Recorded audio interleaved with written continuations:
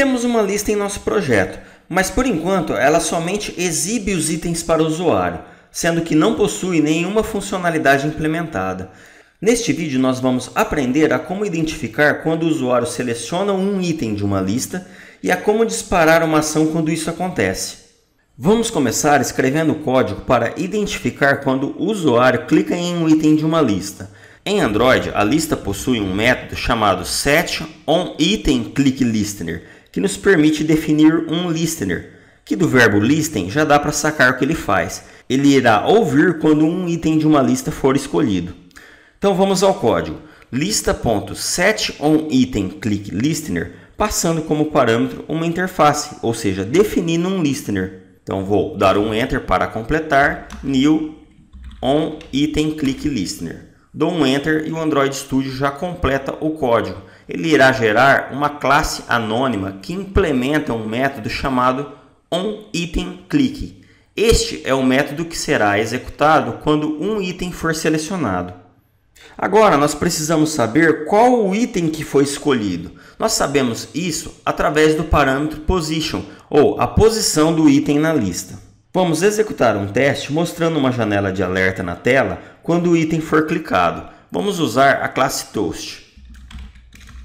Toast.makeText, passando como parâmetro o contexto, o texto, então posição concatenando com o objeto position, Toast.lengthShort para ele ficar um curto período de tempo na tela e o método show para disparar o toast.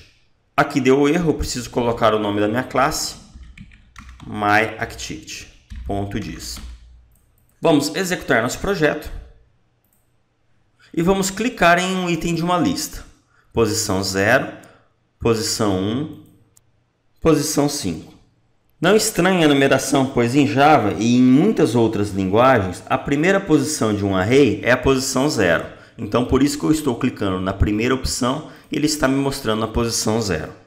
Agora, com base na posição do item que foi selecionado, nós vamos recuperar o objeto que está ocupando esta posição. Para isso, precisamos acessar nossa fonte de dados para exibir seu conteúdo na tela. Vamos comentar o código toast e vamos atribuir a uma string chamada opção o conteúdo do array de opções na posição que foi clicada pelo usuário. Então, a opção selecionada será o meu objeto opções.get para eu pegar um objeto deste array list e eu pego este objeto passando como parâmetro o índice dele dentro do objeto, que é exatamente o meu parâmetro posição. Então, getPosition. Agora, ao invés de exibirmos somente qual a posição do item selecionado, nós vamos exibir a sua descrição. Então, nós vamos mudar este texto. O usuário selecionou, concatenando com a nossa string opção selecionada. Vamos executar novamente o nosso projeto. E agora aparece exatamente a descrição da opção que foi clicada. Simples, não? Neste vídeo nós aprendemos a manipular os itens de uma lista.